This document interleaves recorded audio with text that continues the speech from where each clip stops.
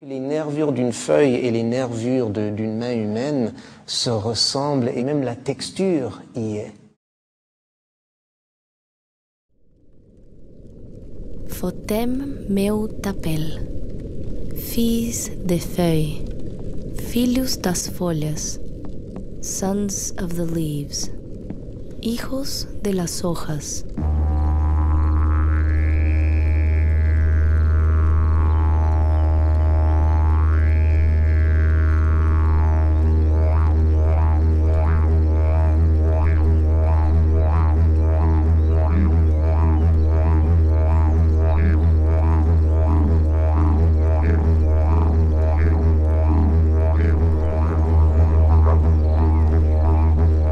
Fotem meu tapel, filhos das folhas, filhos de feuilles, sons of the leaves, hijos de las hojas.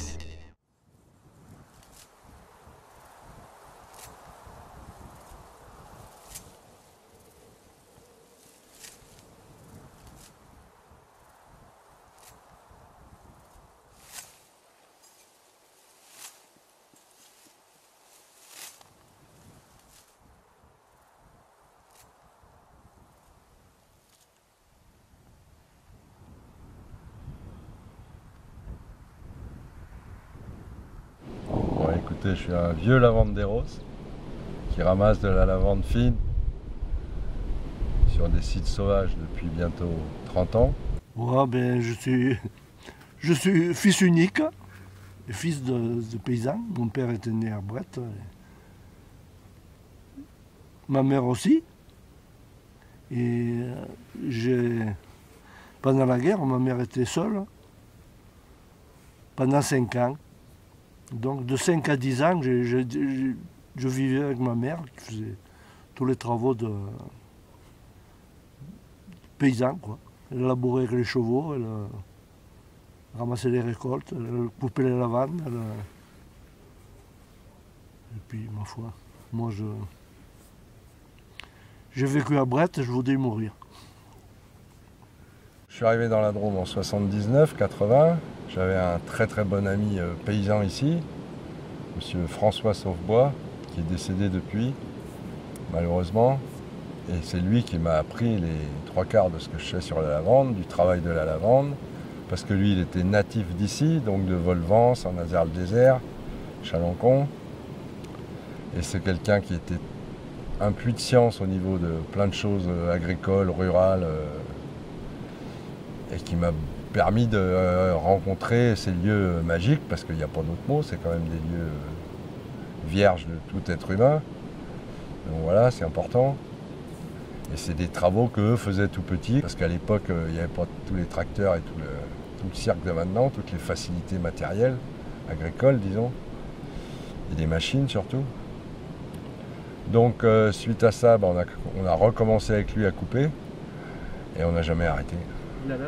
De la lavande fine, sauvage, sur des territoires complètement vierges, à part bien sûr les bêtes qui sont en estive.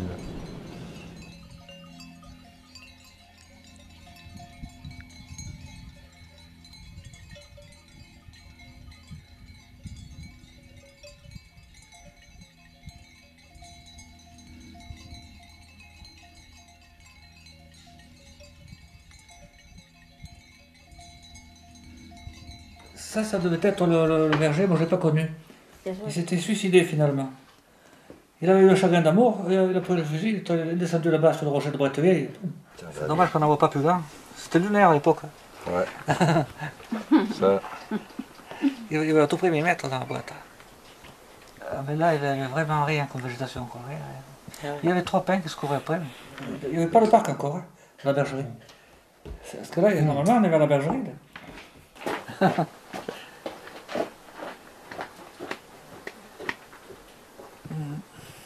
C'est vrai. La lavande, ça a bien changé, ça aussi. Il y en a beaucoup moins maintenant. Il y en a beaucoup moins. Malheureusement.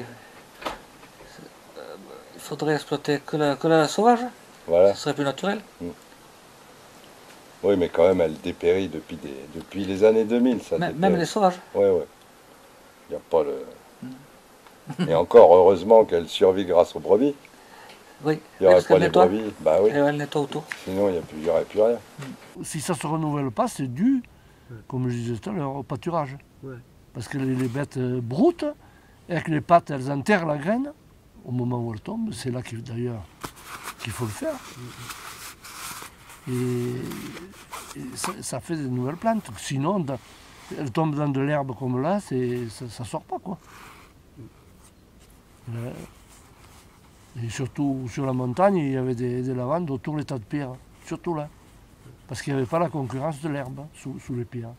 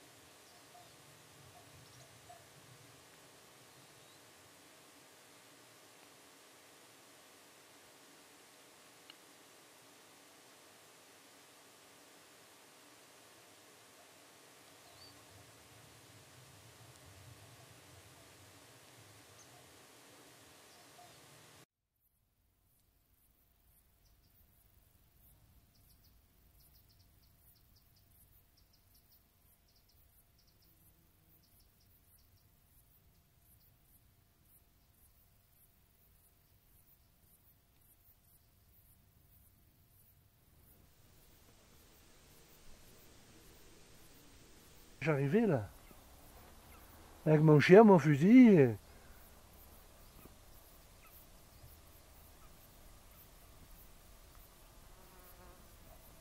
Et le soir, il fallait redescendre, bien sûr.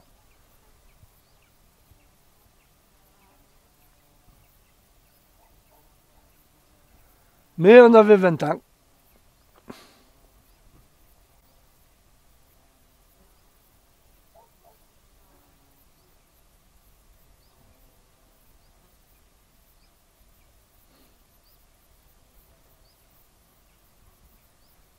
Mon père, il me dit, il coupait de la lavande partout, là. Partout.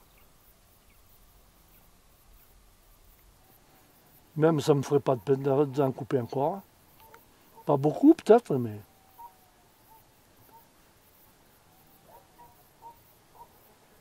Je pense que même à mon âge, j'en cueillerais plus que les jeunes de maintenant. Je m'appelle Ben, j'ai 30 ans. Ça fait 5 ans que je suis dans la Drôme et c'est ma première année aux lavandes. J'en ai déjà coupé, mais ouais, c'est la première fois que je suis au camp de base. Je m'appelle Maria, je suis viticultrice à Vinsobres. J'ai une exploitation de 8 hectares de vignes en bio et je fais la lavande déjà pour mon plaisir et pour ensuite aimer, il faut être dans la nature. C'est un peu dur, c'est un peu sauvage, mais c'est un grand plaisir.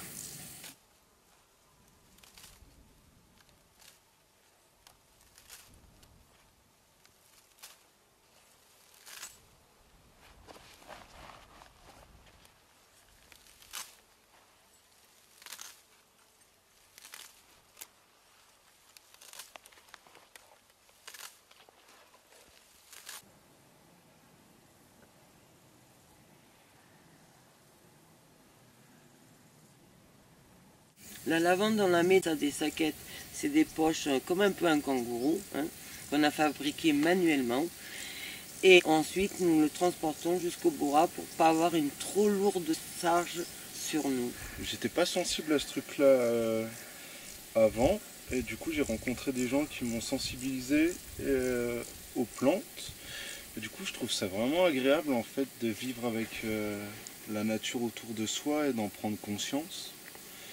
Des bienfaits que ça apporte et puis de pouvoir les reconnaître de repérer un plant, comment il est fait, savoir le tailler. Ouais, je sais pas, c'est de la poésie quoi, les plantes.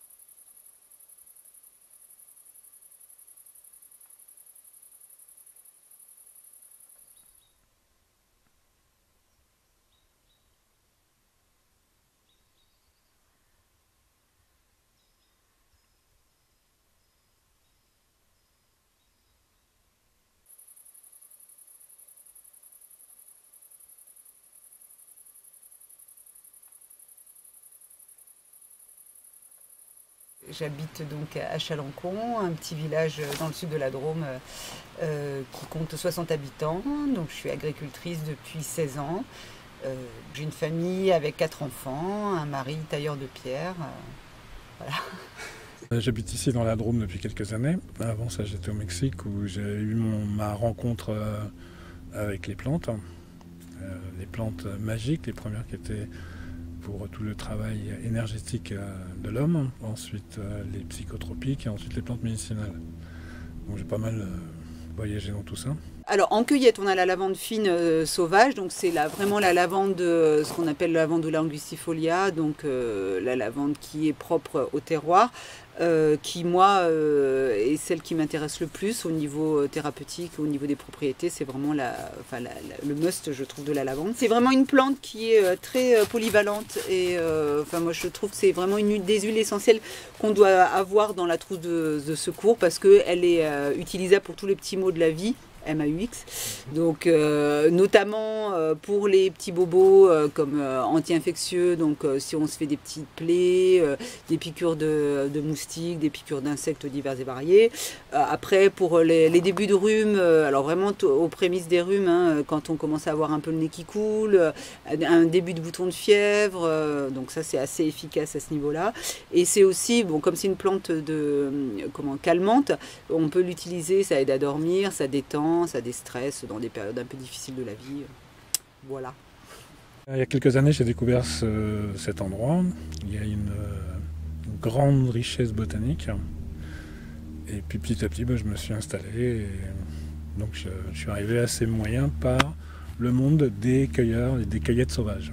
Voilà, donc ici, on est dans un haut lieu de cueillettes sauvages, bien connu de beaucoup, même si ça paraît comme ça un peu à l'abandon. En réalité, il y a beaucoup de choses pour beaucoup de gens qui passent au fil des années. Donc par ici, on va trouver des thym, des lavandes, et puis après, un sans fin de plantes médicinales. Donc la richesse de la Drôme, on peut la voir un peu dans tous les livres et un peu dans toutes les revues, c'est assez réel. Chaque endroit, chaque espace a finalement, un peu comme le vin, va avoir son exposition, son terroir. Donc tout ça, ça nous donne des arômes et des attaques très différentes au niveau des arômes qu'on va obtenir avec les huiles essentielles. Donc c'est la recherche de notes aromatiques, donc une diversité de plantes et puis une diversité de stades de distillation. Alors là c'est très intéressant, puisque finalement si la fleur va ouvrir, la fleur ouverte, la fleur où une partie a déjà commencé à se transformer en graines, va avoir des caractéristiques aromatiques très différentes.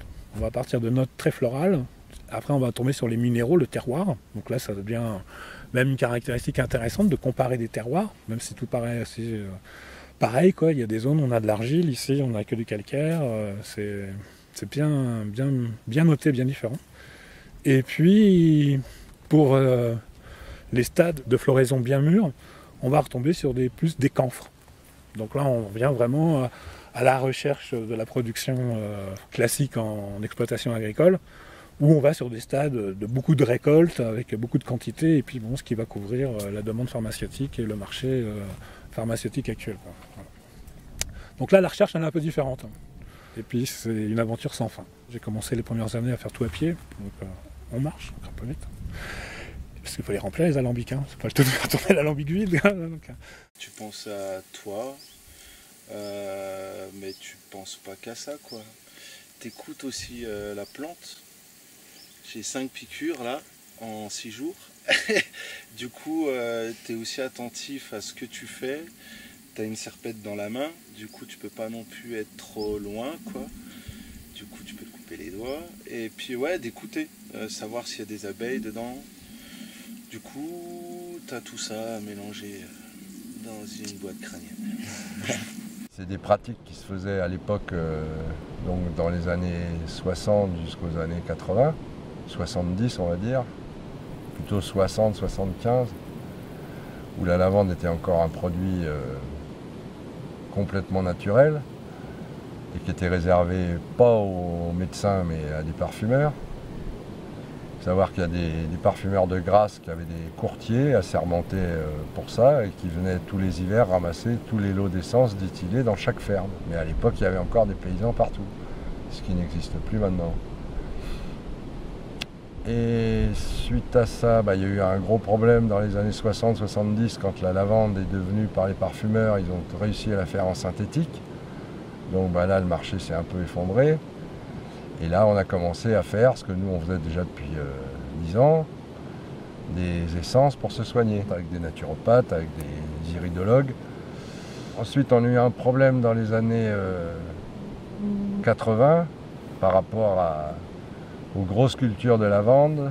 Et le problème qu'on a eu, c'est qu'il n'y avait plus d'alambic pour distiller. On va dire que c'est plus devenu rural ou artisanal, c'est devenu beaucoup plus industriel. Donc ça a demandé des vases beaucoup plus importants, des structures de chauffe plus importantes aussi. Et ça correspond justement à ce moment-là, quand la lavande est devenue synthétique, enfin que les parfumeurs l'ont fabriquée en synthétique, il n'y a plus, le courtage s'est complètement effondré. Donc les paysans sont devenus à la main des distillateurs, qui eux revendaient l'essence directement à des gros parfumeurs. Mais il n'y avait plus cette fraternité, on va dire, ou cette confiance entre les courtiers et les paysans. Et après, ça a donné lieu à des spéculations sur l'essence, sur le prix de l'essence, sur le cours de l'essence.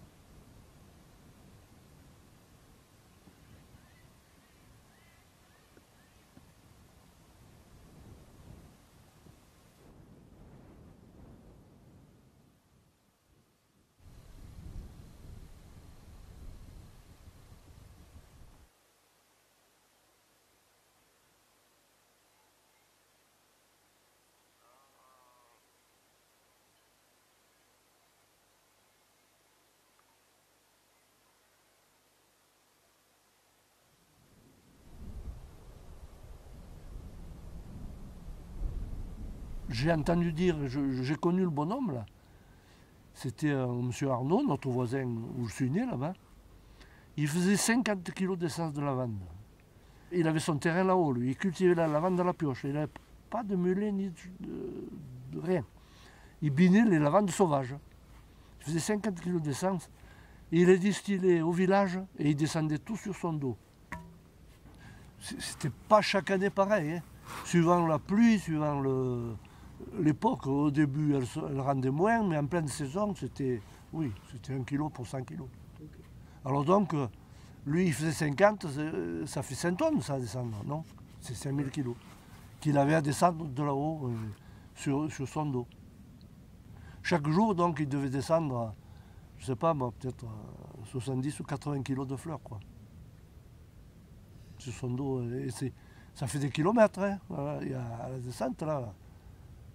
Par le sentier, quoi. Il n'y avait pas de chemin, rien. Mais bon, ils étaient solides, quoi, les anciens.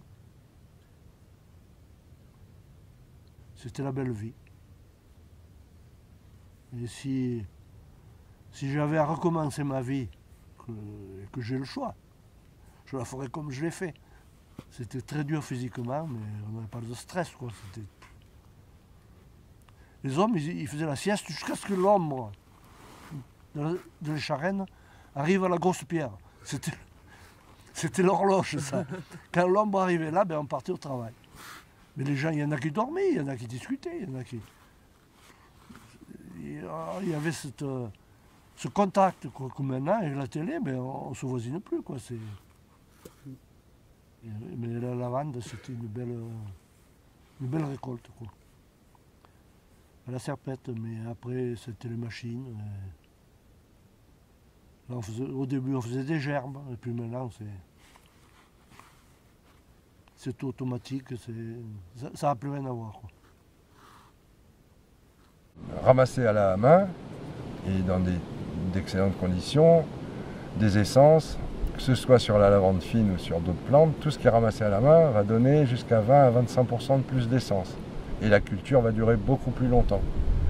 Parce que des lavandes cultivées en rang, bon, elles vont dépérir plus vite, suivant les personnes qui vont couper à la machine. Ça va blesser la plante et ça ne l'attaque pas pareil, quoi. Tu veux dire qu'avec la machine, il n'y a pas le même soin apporté à la plante? Bah, c'est plus pareil, quoi. C'est comme... Mais comme il n'y a plus de main-d'œuvre, le problème est toujours là, c'est que dans les campagnes, il n'y a plus de main-d'œuvre.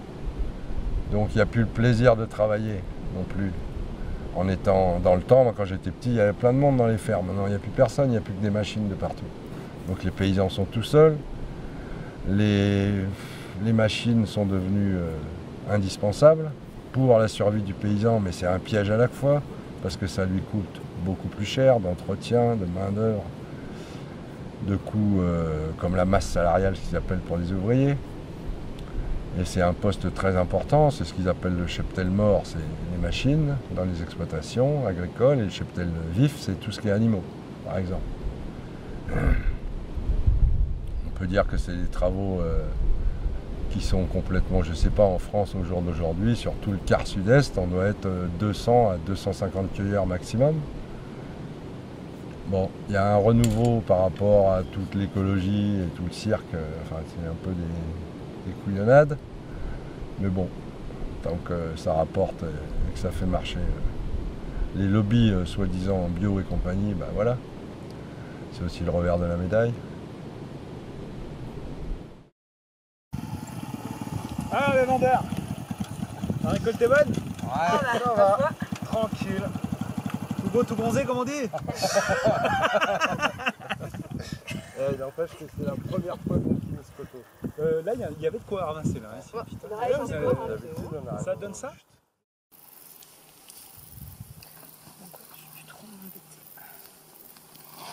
Bon, la grosse touffe là.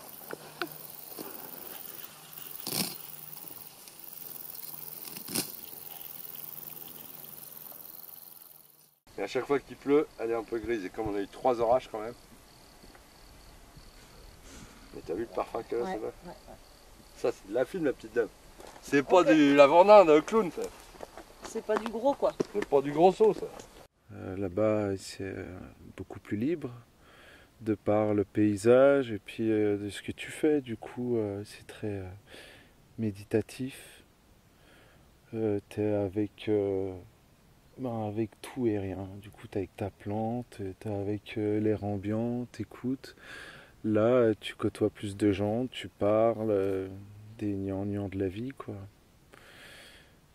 Du coup, ouais, ça fait bizarre, mais bon, il faut bien redescendre aussi. C'est bien que ça soit passager. À un moment, dans La Belle Verte, il dit quand on a marché 2 heures dans une montagne, on est plus intelligent. Est-ce que tu trouves que c'est vrai? Est-ce que tu trouves que la nature te restructure un peu le cerveau? Plus intelligent dans le sens où l'intelligence, c'est de faire des liens avec les autres. Du coup, ouais. Oui, ça permet en fait de plus analyser l'instant présent, quoi. Parce que c'est le calme, c'est introspectif. Alors, ça permet de réfléchir à plein de choses, du coup oui, en quelque sorte, ouais, ça te rend un peu plus intelligent. Ça te permet en fait de penser, quoi.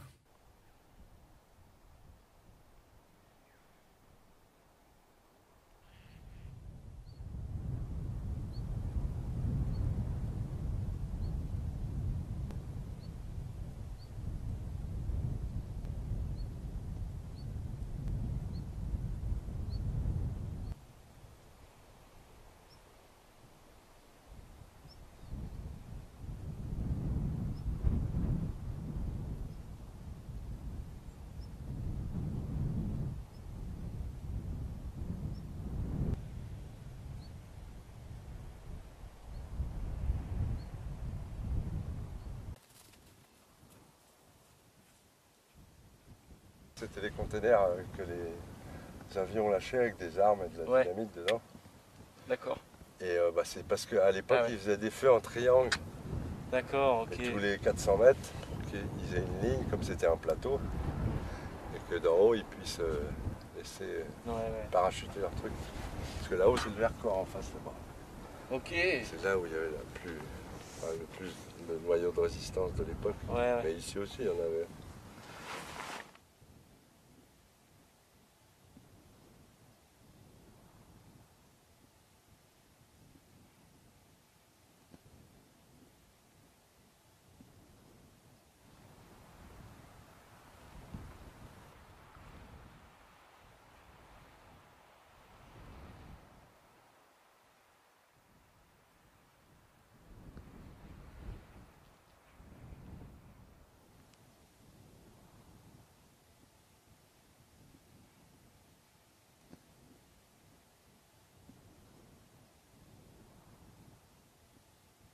Il venait charger les armes, il descendait là-bas au village avec des tombereaux. Même le père Brest, je crois qu'il avait des bœufs, il en a descendu au voyage avec les bœufs.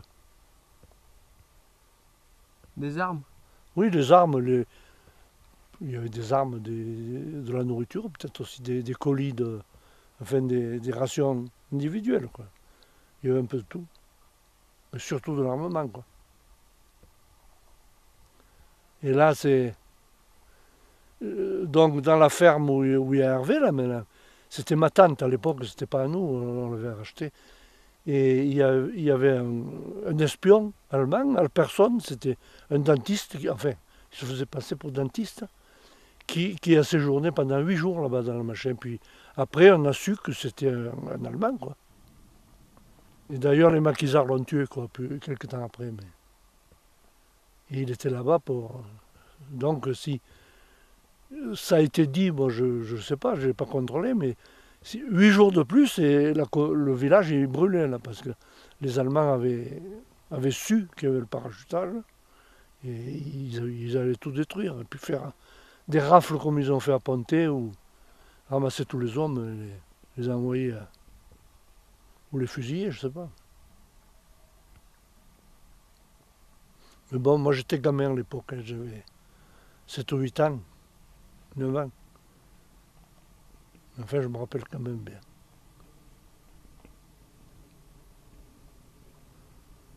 D'ailleurs, à la maison, mon père était prisonnier. Et j'avais un cousin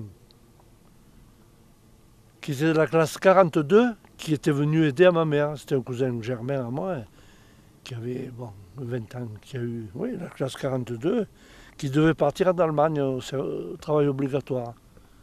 Il était camouflé à la maison et il aidait ma mère qui était toute seule, quoi.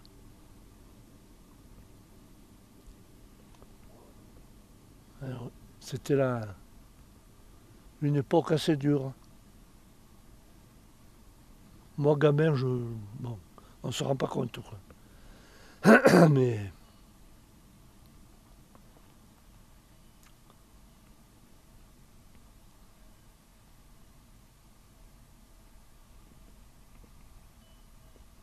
Il faut connaître la montagne, il faut connaître les paysans du cru, il faut respecter les paysans du cru, il faut respecter la montagne, ce qui maintenant n'est plus du tout au goût du jour. Et comme tout est virtuel, les gens ne se rendent pas compte de l'énergie et de la puissance de travail qu'il faut pour arriver à faire des travaux comme ça, complètement manuels, de A à Z, quoi. Et les générations futures, moi j'espère que de plus en plus de personnes seront sensibilisées à tout ce que l'écologie peut amener, tout ce que la nature peut amener, tout en sachant que voilà, c'est une véritable, il faut qu'il y ait une véritable osmose entre l'être humain et la nature, et qu'il n'y en ait pas un qui prenne le pas sur l'autre, et qu'en fait je pense qu'on peut réussir à faire des choses ensemble sans avoir des recherches de profit, etc. Moi c'est pas du tout ce que je recherche, quoi. Moi je recherche vraiment un équilibre de vie, que ce soit pour moi, pour ma famille, et puis pour le monde dans sa globalité, quoi. À l'époque, on n'avait pas de besoin. On achetait un paquet de café, du sucre, et puis c'est tout presque. On vivait sur le tas. On engraissait le cochon, on n'achetait pas de viande. La vie, elle était... On n'avait pas de besoin, quoi. Et puis bon, on était courageux, quoi. On faisait tant qu'on pouvait. Mais bon, j'ai pas de regrets. On peut le raconter aux jeunes, mais je sais pas s'ils nous croient, c'est ça. Oh, si. Peut-être, Si. peut-être. Il y en a même qui font des documentaires.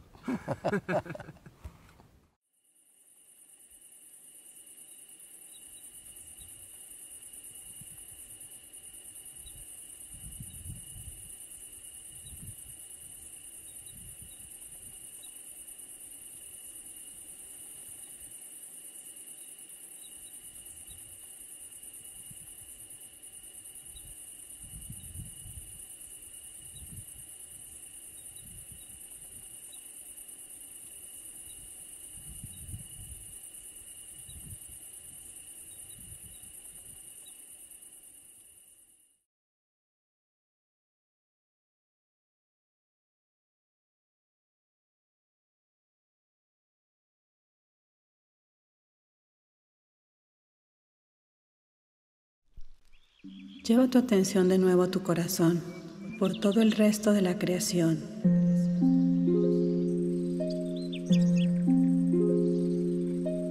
Por el Sol, los planetas, la Vía Láctea, toda la galaxia.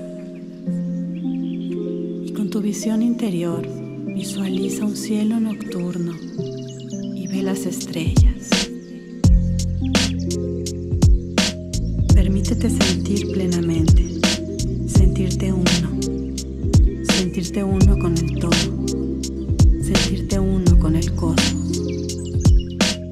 Y permite que lo que sea que tenga que suceder, suceda.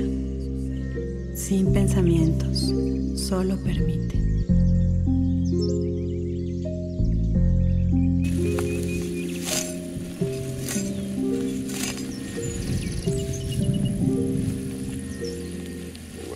Le coupeur de lavande s'en va, il disparaît dans l'image, il disparaît du champ.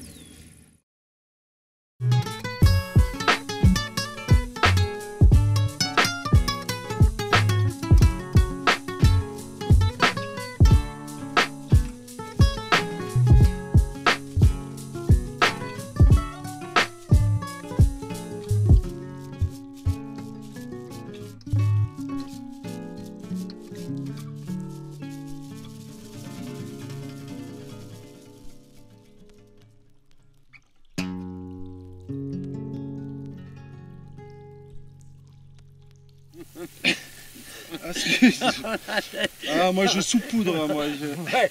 C'est magnifique quand même. Lleva tu atención de nuevo a tu corazón por todo el resto de la creación.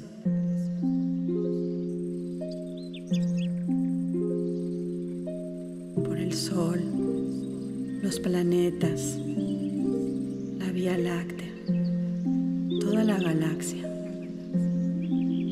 Y con tu visión interior, visualiza un cielo nocturno y ve las estrellas. Permítete sentir plenamente, sentirte uno con el todo, sentirte uno con el cosmos. Y permite que lo que sea que tenga que suceder, suceda. Sin pensamientos, solo permite. Así me siento más vivo.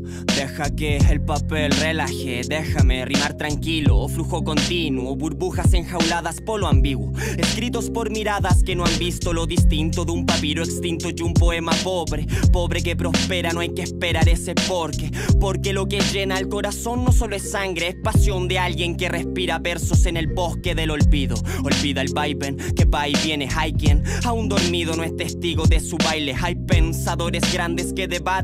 La existencia no es casual y es que casualmente mi mente y el arte, a causa de la espontaneidad escondida y hundida en el parque, mi punto parte bajo el balancín del péndulo, discípulo de alquimia lengual, igual freestyle para empaparme de rimas. Imaginación esquiva, la ilusión se arriba, nuestro sol deriva. El Kibalión dejó su carta hermética bajo este árbol que vio caer la fruta esférica mientras le hablo a sus raíces enraizadas al cordón de la afluente universal que sangra letras detrás del trasplante mágico. Aquí no hay carencia, solo hay abundancia hacia cuánticos pálpitos de conciencia. Toda causa tiene su efecto, todo efecto tiene su causa. Ahora intento sin pausa